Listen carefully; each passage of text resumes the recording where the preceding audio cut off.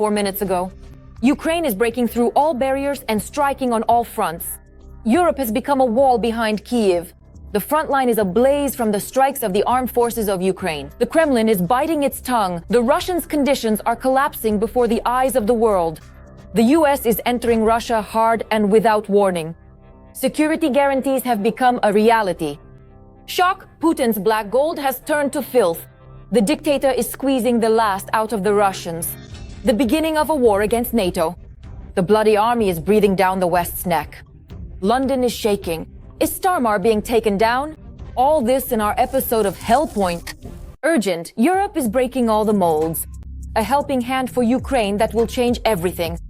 Western arsenals are opening up their full stockpiles of weapons. The Ukrainian armed forces are tightening their grip on Russia more and more. Gerasimov's Kupansk outburst has set an irreversible process in motion. You have to see this. The Kremlin's influence is slipping before our eyes. Now it's Kyiv speaking at the negotiations. Putin has finally been made to sit down. All this in detail. Don't miss what's next. The European Union has approved a 90 billion euros loan to support Ukraine's general budget and its defense needs. Today we made the decision to provide Ukraine with 90 billion euros for the next 2 years. We will urgently provide a loan secured by the European Union's budget. This will allow Ukraine to meet its urgent financial needs, and they will only repay this loan after Russia pays reparations. All of this, of course, is nothing but an undisguised plan to carry out a foreign military intervention. That's what it should be called. For us, this is absolutely unacceptable. Russia will seek to resolve this issue by military or political means. The battle for Kupansk has become, without exaggeration, the most successful operation by Ukrainian forces in the past year. The clearing of the city is ongoing. Up to 50 Russians are surrounded. In the city of Kupansk itself, the operation continues. The enclave is clearly defined with set boundaries. It is understood. It is completely surrounded by our troops. And the systematic clearing of Russian occupiers in this part of the city continues. The rest of Kupansk is under our full control. And we don't hear cannonade there. The situation in the city is calm and controlled by the Ukrainian defense forces. And all this against the backdrop of Putin and his generals declaring dozens of times about the heroic liberation of the villages. Kupianskaya. The units of the West Group have chosen the city of Kupiansk and continue to destroy the formation of Ukrainian military forces surrounded on the left bank of the Oskol River. In the Kupiansk direction, assault units of the 68th Motorcycle Division, 6th Army. The capture of the city of Kupiansk has been completed. So that's it, it's completely finished? That's correct. The city is under our control, and isolated, small, scattered enemy groups are being eliminated. In addition, I would like to emphasize that on the left bank of the river, an enemy group numbering 15 battalions has been blocked. Kharkiv region, as is known, came under our control several weeks ago, including the city of Kupiansk. Our troops are there. They are controlling the city, but are not advancing westward for now. The Western forces have taken the strategically important city of Kupiansk, which the enemy is unsuccessfully trying to reclaim. Putin has nothing to boast about on the battlefield so far, so he has to continue negotiations in Abu Dhabi, make some concessions, or at least pretend to. Everything being discussed concerns agreements about territory. Work on security guarantees is almost complete. The prosperity agreement is in its final stages, and I think that the people of Ukraine are now full of hope that we will soon conclude a peace agreement. The fact is that Russia has moved on to discussing technical details. This is already an important sign that Putin is looking at the peace process differently, not from the standpoint of its effectiveness, but from the standpoint of dragging it out. Because he has already realized that the presence of people like Medinsky in the peace process, at the very least, signals to the Americans that Putin has no serious intentions. They understand perfectly well that the clown cannot decide matters of war and peace. That's when he sends serious people there, like a general. And if you add to this the news about the possible transfer of Tomahawks and the disconnection of Starlinks for the Russians, you can conclude that, despite abnormal frosts and attacks on the energy sector, Ukraine is literally crushing the Russians on all fronts. The world is holding its breath in an emergency. The US is starting a war with Russia. Washington is moving from statements to concrete actions that the Kremlin can no longer ignore. 72 decisive hours and security guarantees. Europe is synchronizing with the States, and Ukraine finds itself at the center of this geopolitical game as a key ally. Red lines are being erased, the stakes are rising, and the world is entering a moment after which there will be no turning back. There won't be. What exactly are the allies launching, and can this truly bring down Russia? We'll find out in just a moment. A warning within 24 hours and a military strike within 72 hours. With the involvement of NATO troops, security guarantees for official Kyiv have become known, which have been discussed since last year by delegations from the US, Europe, and Ukraine. According to information from the Financial Times, together with Kyiv, its partners in Europe and the US have agreed on a multi-level plan aimed at ensuring Russia's compliance with a future ceasefire agreement in the war with Ukraine. The first response to Russia's violation of the ceasefire will come within 24 hours. It will include diplomatic measures and actions by the Ukrainian army necessary to stop the violation, 3 sources told the Financial Times. If hostilities continue, a second phase of intervention will be launched, involving the use of forces from a coalition of willing countries. In particular, to support the armed forces of Ukraine. On the third day, the United States, a number of EU member states, as well as the United Kingdom, Norway, Iceland, and Turkey are ready. The United Kingdom and France have promised to send troops and maintain a presence in Ukraine as part of security guarantees supported by the United States, which are meant to reinforce a 20-point peace plan aimed at stopping the war, the publication says. The main European forces and presence will be responsible for conducting operations in the air, at sea, and on land after the war stops, with intelligence and logistical support from the United States. And at the same time, analysts, as they note, say that the details of the agreement remain unclear, since it regulates the actions of the allies after a ceasefire in Ukraine, while the terms of a possible truce have not yet been agreed upon. Security guarantees have also not yet been formalized with signatures, which also allows some countries to refuse future commitments. In any case, this deployment will be based on our own army. The second part is EU membership as part of the security guarantees and the backstop power that the US will provide. But this will become clear later, when certain documents are signed and approved by the US Congress. What will this look like? Ultimately, it depends on what the Europeans are willing to do if Russia attacks us again, and what actions the United States will take.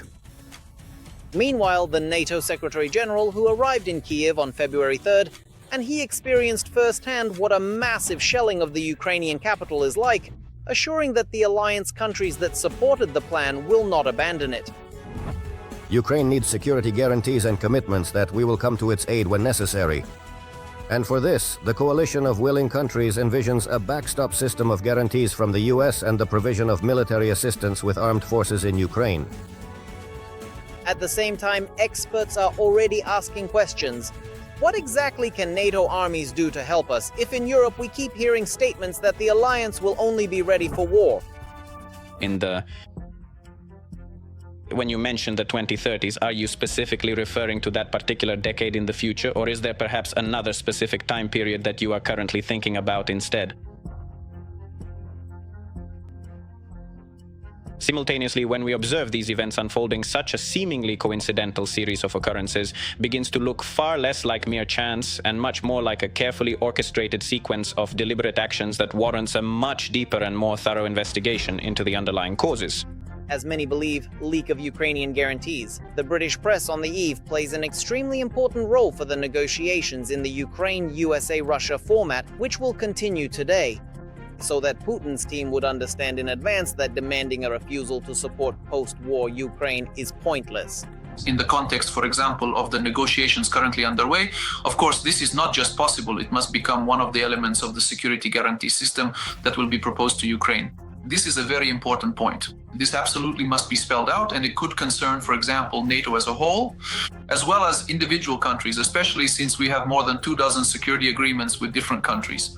And these comprehensive agreements provide us with firm guarantees for certain types of support, consultative, financial, military, technical, and a wide range of other essential resources, which, without a doubt, serve as the very bedrock and fundamental cornerstone of the country's future security.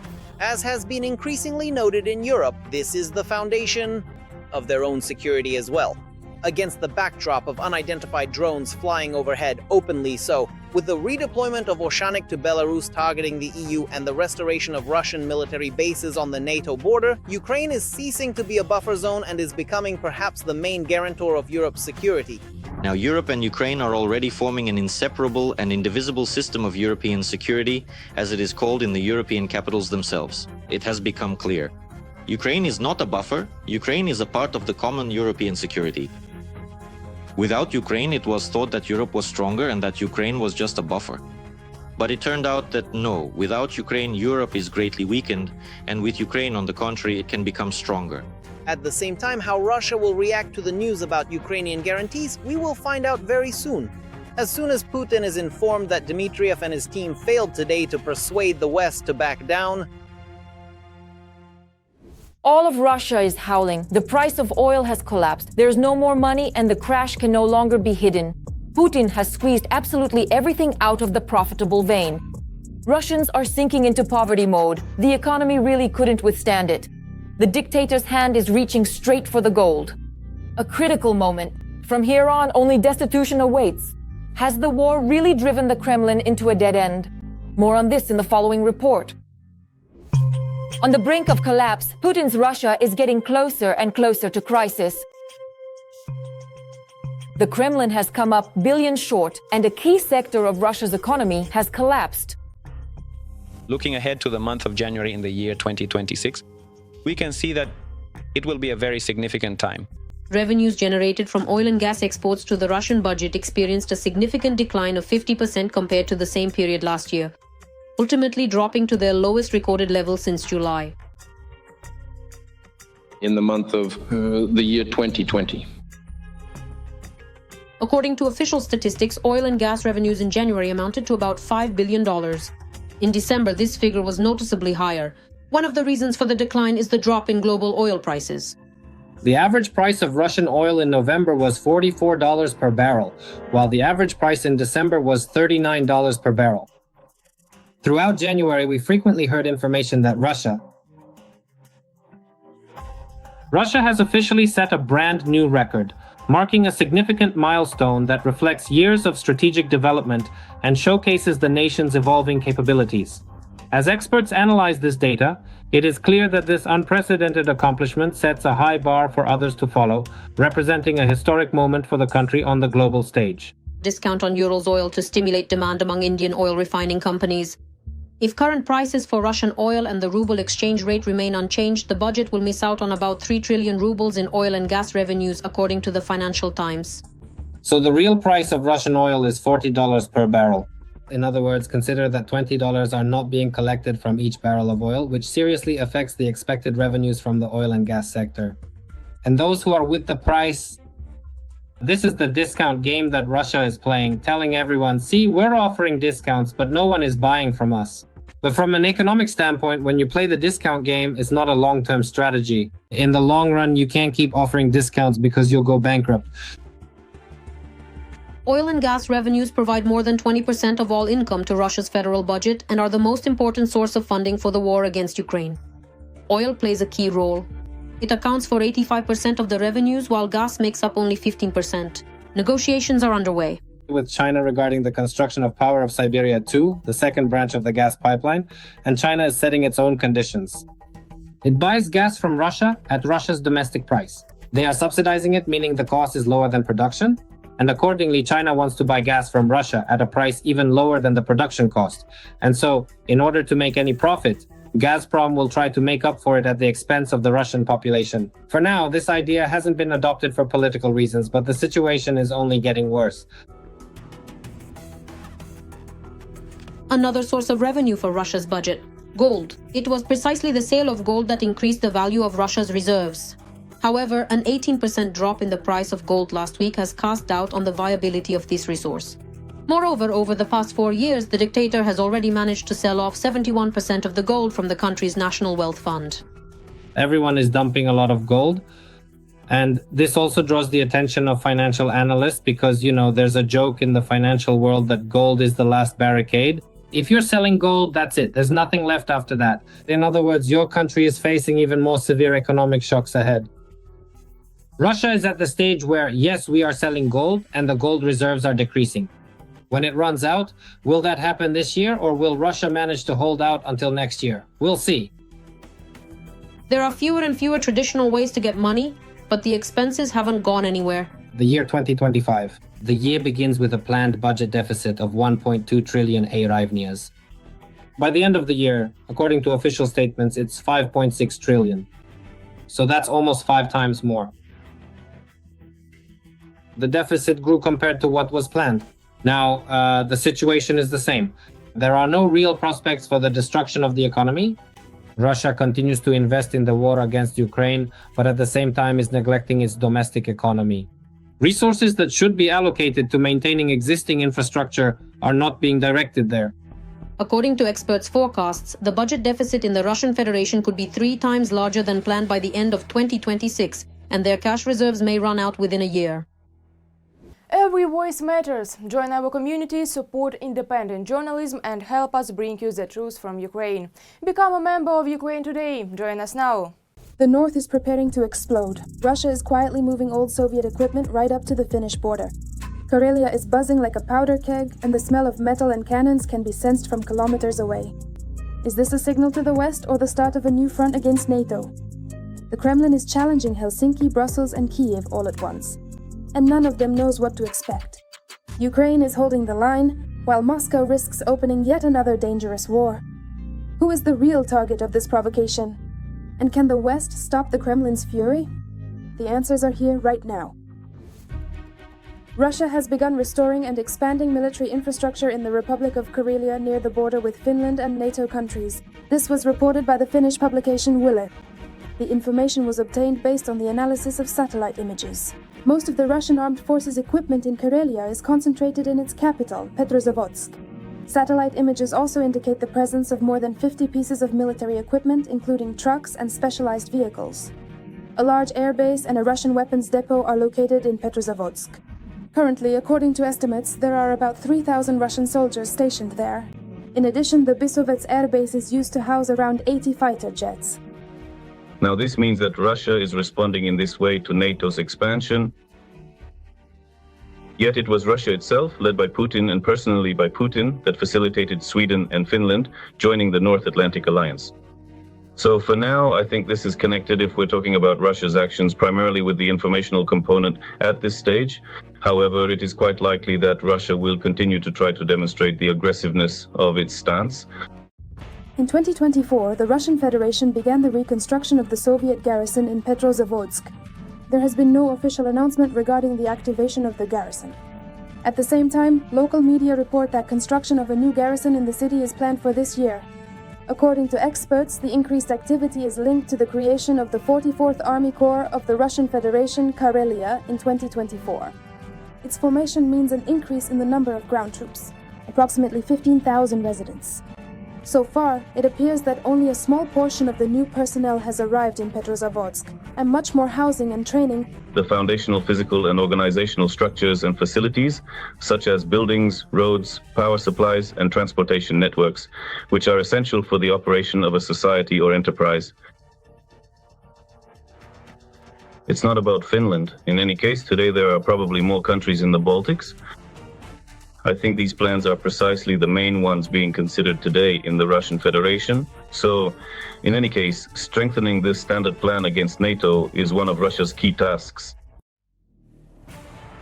Analysts are also paying attention to Kandalaksha in the Murmansk region of Russia, where a military town is being built for a new artillery and engineering brigade. According to the plans of the regional authorities of the Murmansk region, about 10 new buildings are to be constructed there, and the total number of personnel could reach up to 2,000 military servicemen.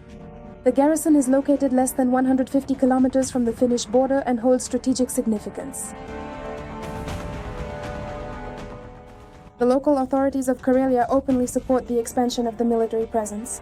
The Petrozavodsk City Council stated that the increase in troop numbers is a political decision by the President of the Russian Federation, and the region sees itself as a stronghold on the border with NATO. At the same time, a significant part of the 44th Army Corps, which has already been formed, is involved in the war against Ukraine, particularly in the Kharkiv direction.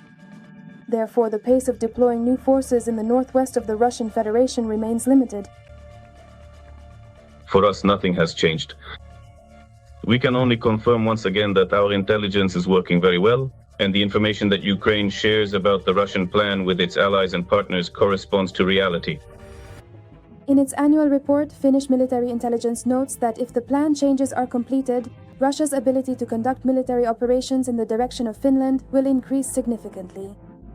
But as long as the full-scale war against Ukraine continues, Moscow does not have enough resources to fully maintain significant combat-ready forces in this. It is absolutely essential that we maintain a very clear and consistent sense of direction as we navigate through this complex process to ensure we reach our final destination successfully. Ukrainian troops on the line of contact. Sweden too has the very least reason to worry that fully combat-ready military units will now arrive here, directly at the long border with Finland. That will not happen. Indeed, by such actions, Russia is trying to show that it can attack at any moment, and uses this as a method of political pressure against the West. But Ukraine, at the cost of its struggle, continues to be a shield for all of Europe.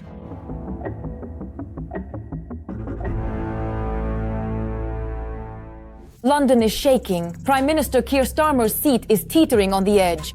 A scandal that could force him to resign has erupted right before the eyes of the world. A political storm threatens to bring down the government, and the consequences could change the course of Russia's war against Ukraine. Who will lose control, who will win, and who will take advantage of the chaos? The answers are in the following report. Keir Starmer is at the center of the scandal. The British Prime Minister has appointed Peter Mandelson, who was friends with Jeffrey Epstein, as the country's ambassador to the United States.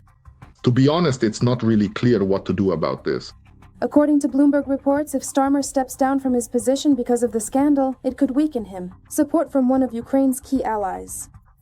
I don't see any serious risks for Ukraine.